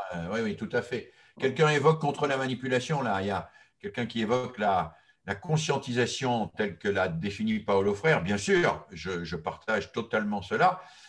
Mais Paulo Freire a mis en place sa méthode par l'expression écrite en particulier, à une époque où les médias n'étaient pas du tout aussi puissants qu'ils le sont aujourd'hui. Aujourd'hui, la manipulation par les clips vidéo sur YouTube, c'est quand même pas rien, quoi. Paulo Freire, il ne connaissait pas du tout ça. Hein. Est-ce qu'on peut avoir une ou deux questions du chat? Oui. Et puis, après, on donnera la parole à Arthur Lepelletier, qui a levé la main. Alors, nous avons Kylian Hent. Bonjour, Monsieur Mérieux. Question sur la légitimité de la parole du professeur. Avec un accès à un ensemble des savoirs sur Internet, quelle place doit-il occuper et comment penser le rôle du professeur aujourd'hui? Le professeur, c'est celui qui garantit que l'exigence de précision, de justesse et de vérité est à l'œuvre. Voilà. Donc, il ne va pas démentir Internet si Internet, c'est précis, c'est juste et c'est vrai. En revanche, il va interroger Internet pour dire c'est pas précis, c'est pas juste et c'est pas vrai. Voilà. Ce que nous transmettons en tant qu'enseignants, c'est des savoirs, mais c'est surtout un rapport au savoir, une exigence. C'est l'exigence de chercher la précision, la justesse et la vérité. Et donc, la légitimité de la parole enseignante, elle est liée à sa capacité à incarner l'exigence de précision, de justesse et de vérité. C'est ça, sa légitimité. Donc, moi, en tant qu'enseignant, je cherche et je dis que je cherche. Je dis que je je cherche la précision, je cherche à être plus précis, plus juste, plus vrai dans ce que je dis, et toujours plus précis, plus juste, plus vrai. Et donc, je viens rivaliser avec Internet, ce n'est pas un problème. Si Internet est juste, précis et vrai, moi, je dis simplement, mon rôle, c'est très fidèle à ce que disait Ferdinand Buisson quand il a créé l'École de la République. Mon rôle, c'est d'incarner la précision, la justesse et la vérité. Voilà. Et ça, à l'égard de moi-même, comme à l'égard des médias, comme à l'égard de ta parole à toi, élève, moi, je suis exigeant avec toi parce que je le suis avec moi-même, parce que je le suis avec Internet. Donc, quand tu vas parler, je vais te demander d'employer le mot juste. Le mot juste, ce n'est pas forcément le premier qui te vient à l'esprit. Voilà. Donc, on va reformuler, tu vas reformuler, on va trouver le mot juste qui va bien à cet endroit-là. Et quand tu écris un texte, on va le retravailler avec toute la classe pour trouver la formulation la plus précise, la plus rigoureuse, la plus exacte, parce que c'est ça qui va te faire progresser grâce à la coopération que nous allons mettre en place avec tous les autres. Merci. Arthur Lepelletier, vous voulez poser une question? Oui, bonjour. Oui, bonsoir. Encore merci pour votre intervention. Je voulais avoir votre avis ou votre regard sur l'état des relations entre les acteurs publics. Alors, ça peut être l'État, mais ça peut aussi être les collectivités locales et les mouvements d'éducation populaire qui parfois ont du mal à faire reconnaître leur spécificité, le rôle qu'ils pourraient apporter auprès des acteurs locaux ou nationaux publics. Et le cas échéant, quelles pistes pour améliorer ces relations lorsqu'elles sont détériorées et être dans une vraie logique de partenariat? Ouais, votre question est compliquée parce qu'il faudrait remonter déjà, ça fait plus de 20 ans que cette question se pose dans la relation entre les mouvements d'éducation populaire et l'État, et les institutions de l'État. Il faudrait clarifier le rôle des mouvements d'éducation populaire à mes yeux. Il faudrait que l'État le clarifie et qu'eux-mêmes le clarifient, qui est une clarification réciproque. En particulier qu'il soit bien clair que l'éducation populaire participe du service public. Autrement dit, qu'elle ne relève pas du commercial, que nous participons du service public. Et en tant que participant du service public, pas du service d'État. Hein. Moi, je distingue service public et service d'État. C'était quelque chose que déjà Jean Zay disait, lui qui a été un de ceux qui a boosté l'éducation populaire. Il disait le service d'État, c'est les fonctionnaires. Le service public, c'est tous ceux qui, à un moment ou à un autre, sont subventionnés par l'État et associés pour que les missions de l'État puissent s'incarner partout sur les territoires et avec tout le monde. Voilà. Je crois qu'à ce titre, les mouvements d'éducation populaire participent du service public. Et donc, ils devraient plus le revendiquer et l'État devrait plus le leur montrer. Et que la distinction entre les services publics que sont les mouvements d'éducation populaire et les services commerciaux devait être plus claire. Voilà. Je pense en particulier à la gestion des vacances. Bon, ben voilà. Il y a, à mon avis, deux types de gestion des vacances qui ne sont pas complètement compatibles et entre lesquels, à mon avis, il faut choisir, qui est une version d'un côté touristique, où on vend du séjour avec des cartes à points, des cartes à trous, 1 heure de parapente, 2 heures de canoë-kayak, 1 heure de ceci ou de cela ou d'autre chose. Et puis, il y a des mouvements d'éducation populaire qui travaillent avec des vacances, où on construit un groupe sur la durée, où on fait réfléchir sur la décision, où on réfléchit aussi ensemble sur que personne ne soit exclu, etc. Et je pense que le rôle des mouvements d'éducation populaire, c'est bien ça, et que donc, il faut qu'eux-mêmes se définissent plus clairement comme étant dans des missions de service public et que l'État les reconnaisse plus clairement comme relevant de missions de service public, à ne pas confondre avec des missions qui relèvent du commerce et donc de la mise en concurrence. Bon, mais ça demanderait bien sûr de beaucoup plus long développement que je ne suis pas forcément le plus compétent pour pouvoir faire là-dessus. Je pense que vous seriez plus compétent que moi sur cette question. Alors, est-ce qu'on a d'autres questions dans le chat, Patrick et Mickaël? Alors, une question qui revient sur la place des médias dont on a parlé tout à l'heure. Et est-ce qu'il y aurait un moyen de les contraindre à prendre conscience de l'importance qu'ils ont dans l'éducation des enfants? Je ne sais pas. Enfin, oui, sans doute. Moi, je plaide depuis plusieurs années pour que, à l'image de d'autres pays, il y a des pays qui le font, nous ayons en France un Conseil supérieur des droits de l'enfant qui soit indépendant des pouvoirs politiques, composé de personnalités incontestables, un peu comme le Conseil constitutionnel pour la Constitution, et qui garantisse les droits de l'enfant, et qui donc pourrait dire aux médias, non, là, les dessins animés entre l'art et de pub, ce n'est pas conforme aux droits de l'enfant. Ce n'est pas conforme. Donc ça on arrête. Hein, qui pourrait saisir les politiques, saisir l'exécutif et le législatif sur ces questions-là. Mais il faudrait qu'il y ait une instance qui soit… Alors, il y a bien un défenseur des droits, avec dans ce défenseur des droits une personne particulièrement chargée des droits de l'enfant et qui fait d'ailleurs un très bon travail sur les droits fondamentaux qu'on appelle… Il y a deux types de droits de l'enfant. Je vais aller très vite. Hein. Il y a les droits de l'enfant qui sont les droits A et les droits de l'enfant qui sont les droits 2. Bon, voilà. Alors, les droits A, c'est avoir un nom, avoir une famille, la santé, etc. Les droits 2, c'est pouvoir s'exprimer, pouvoir décider, c'est le droit à l'éducation, etc. Les droits A, on a des indicateurs matériels concrets. On sait combien d'enfants sont à la rue, hélas. On sait combien d'enfants ne mangent pas à leur faim, hélas, ont une santé qui est mauvaise parce qu'ils ne sont pas suivis. Et la personne qui est défenseur des droits de l'enfant aujourd'hui est très attentive à ça. Mais, à mon avis, ça n'est qu'une partie des droits de l'enfant. Les autres droits de l'enfant, c'est le droit à l'éducation, c'est le droit à être respecté, c'est le droit à ne pas être manipulé, c'est le droit à rencontrer des pères qui ne soient pas identiques à vous, mais qui soient différents de vous, c'est-à-dire le droit à la rencontre de l'altérité dans des lieux qui vous le permettent. Tout ça, c'est des droits fondamentaux de l'enfant. Le droit à la différence, par exemple. On dit, aujourd'hui, on parle beaucoup du droit à la différence. Ça a été évoqué tout à l'heure à propos des gens porteurs de handicap. Hein. On dit qu'il faut qu'ils soient intégrés parce que c'est le droit à la différence. Moi, je suis d'accord, mais je dis qu'il faut tourner ça aussi dans l'autre sens. Il faut que les enfants ordinaires, moi je ne parle pas des handicapés, je parle des enfants extraordinaires et des enfants ordinaires. Moi, j'ai beaucoup travaillé avec des enfants autistes dans ma vie. Et je les appelais des enfants extraordinaires. Et puis les autres, je les appelais des enfants ordinaires. Donc voilà, ça me paraît plus juste que de dire handicapés. Ils ne sont pas ordinaires, ils sont extraordinaires. Je pense qu'il faut que les enfants ordinaires puissent rencontrer des enfants extraordinaires. C'est une richesse fantastique pour un enfant qui n'est pas handicapé de rencontrer un enfant handicapé. C'est une richesse. Donc le droit à la différence, ce n'est pas simplement le droit à être différent, c'est le droit à rencontrer la différence. Et ce droit-là, il est de moins en moins respecté dans notre société, où c'est plutôt l'entre-nous qui fonctionne et où on exclut de plus en plus les gens qui sont différents de vous, sociologiquement, psychologiquement, idéologiquement. Et je pense que ça, c'est une atteinte aux droits de l'enfant. C'est une vraie atteinte aux droits de l'enfant.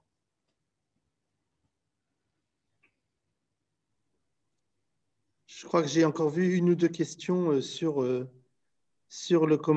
chat. Et puis, j'ai Jean-Louis aussi qui demande qui a levé la main. Alors, on va peut-être faire passer Jean-Louis, puisque peut-être que c'est en réaction à ce que vous venez de dire, Philippe. Bien sûr. Donc, voilà. Si Jean-Louis veut intervenir, c'est avec plaisir. Ouais.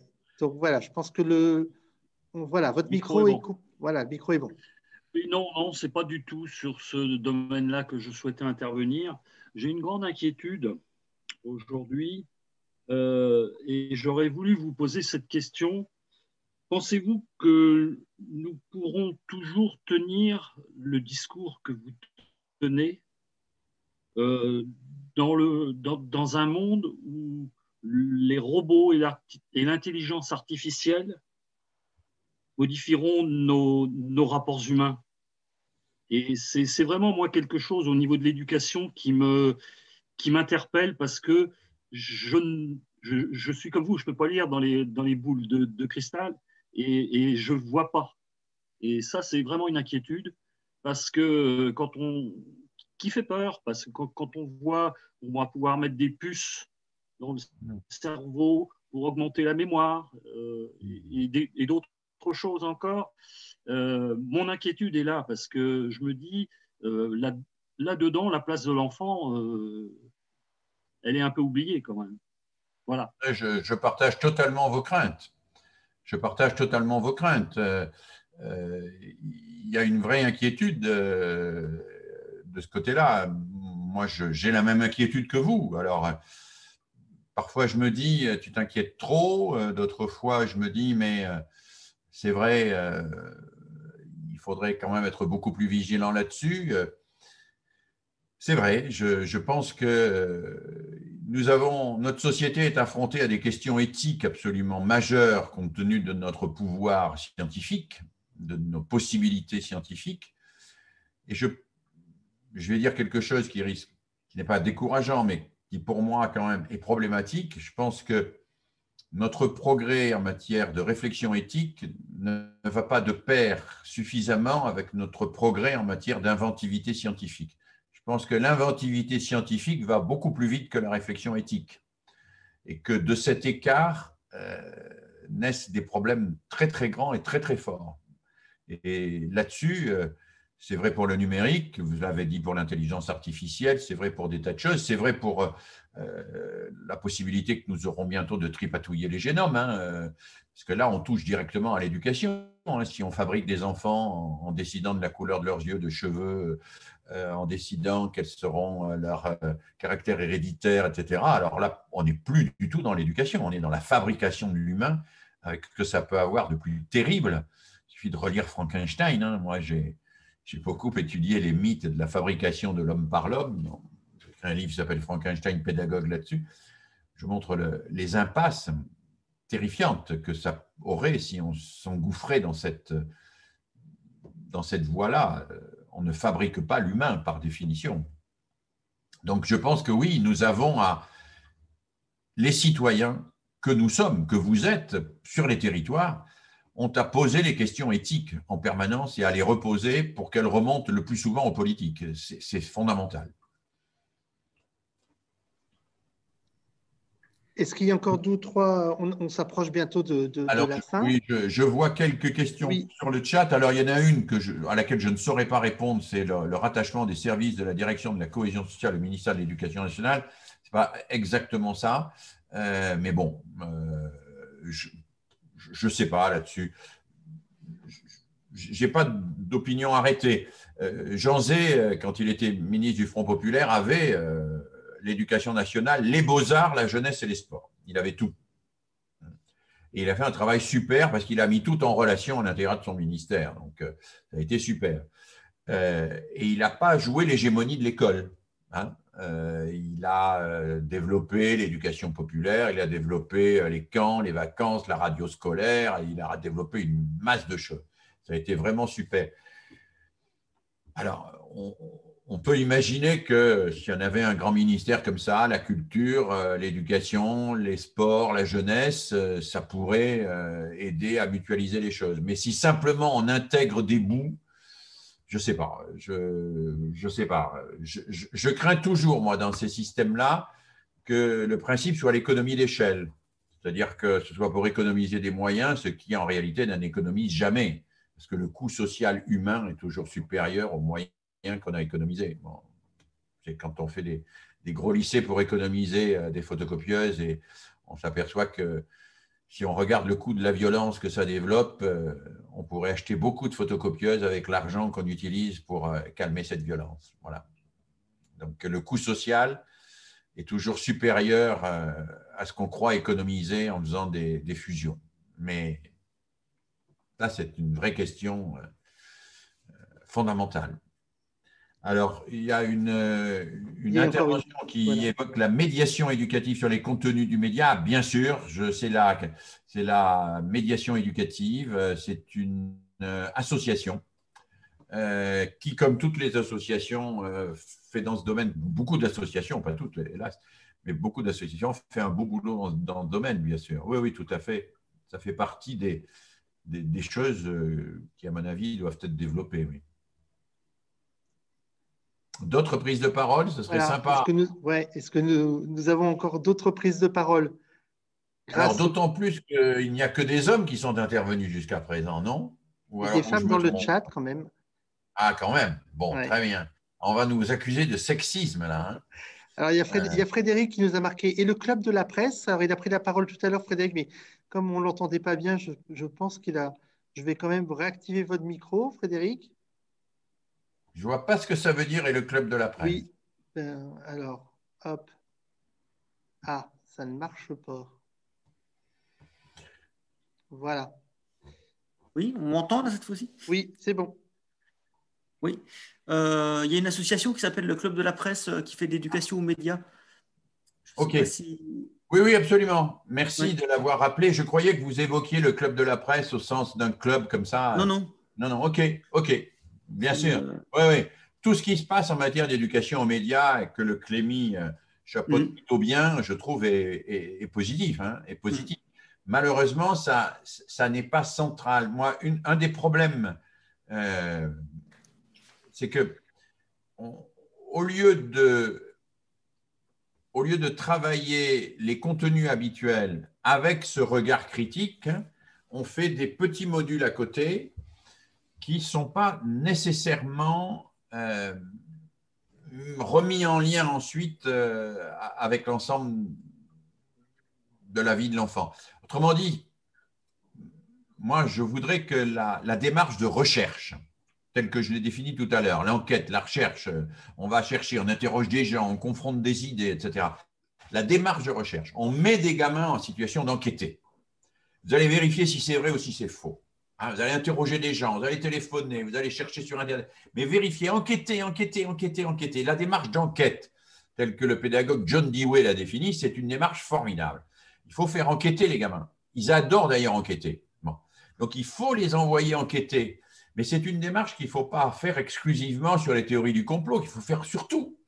Il faut enquêter pour trouver des recettes de cuisine, il faut enquêter avec les vieux du village pour aller savoir comment ils vivaient de leur temps, il faut enquêter pour savoir qu'est-ce qui se passe dans les pays étrangers, il faut enquêter, faut pousser cette démarche de la recherche et de l'enquête partout où c'est possible.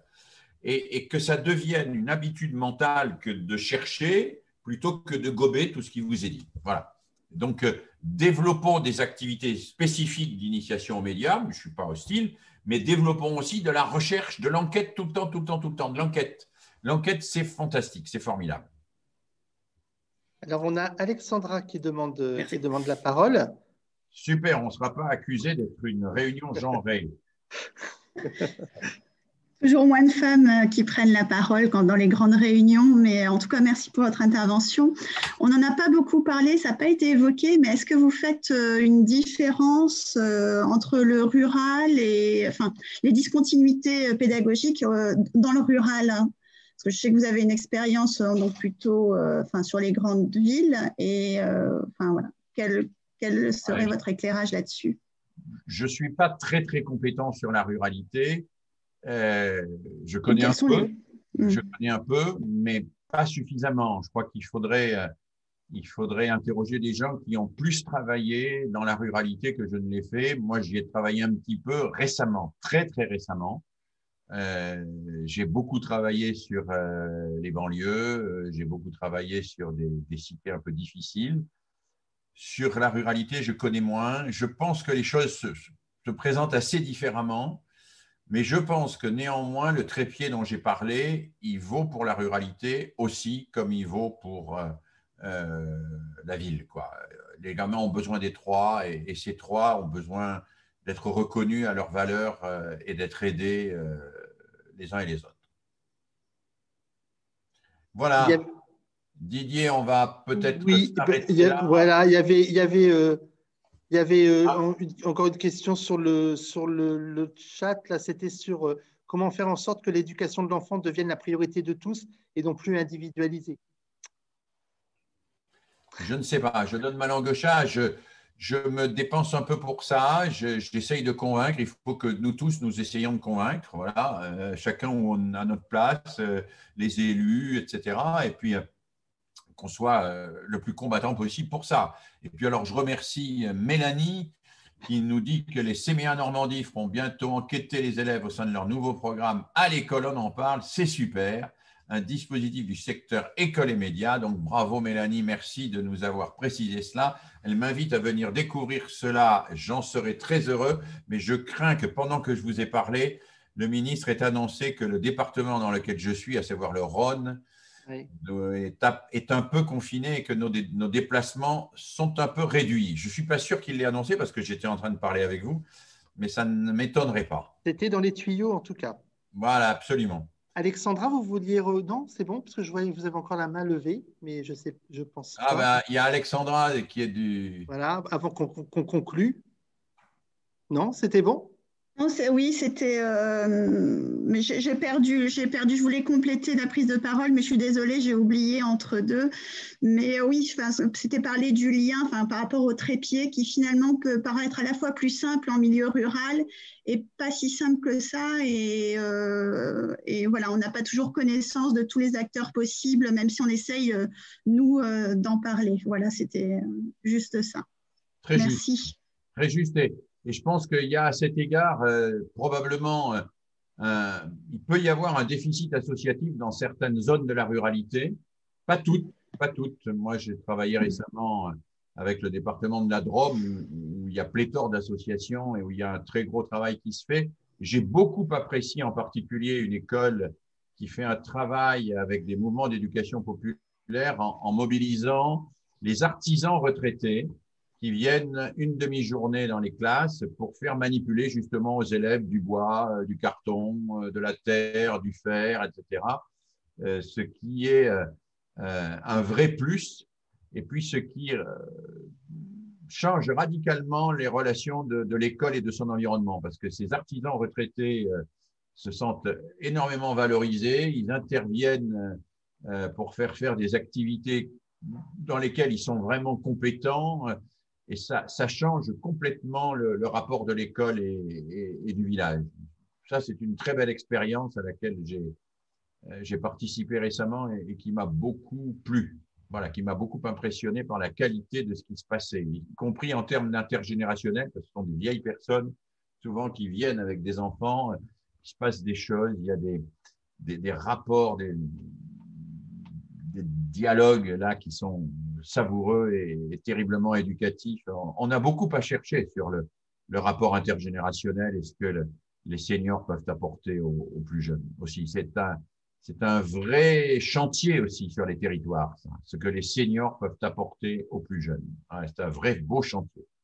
Voilà. On me demande si la chaîne Cap Canal existe toujours. Non, depuis très longtemps, depuis plus de 10 ans. Elle a été rachetée par une chaîne qui fait du téléachat. Voilà, pas tout à fait la même chose. Voilà, eh bien écoutez… Merci beaucoup Philippe de votre intervention. Bon courage. J'ai peut-être le sentiment d'avoir été à côté de vos préoccupations concrètes. Là, j'ai écouté tout ce qui a été dit au début de cette soirée sur les différents dispositifs dans lesquels vous êtes impliqués et tout ça. Je vous ai un peu décalé le propos sur un plan plus pédagogique, mais c'était un peu ça qui était aussi attendu d'après ce que m'avait dit Didier. J'espère que vous n'aurez pas trop perdu votre temps. Voilà, je vous souhaite bon courage à tous dans la période que nous vivons, qui est en plus un peu compliquée, c'est le moins qu'on puisse dire.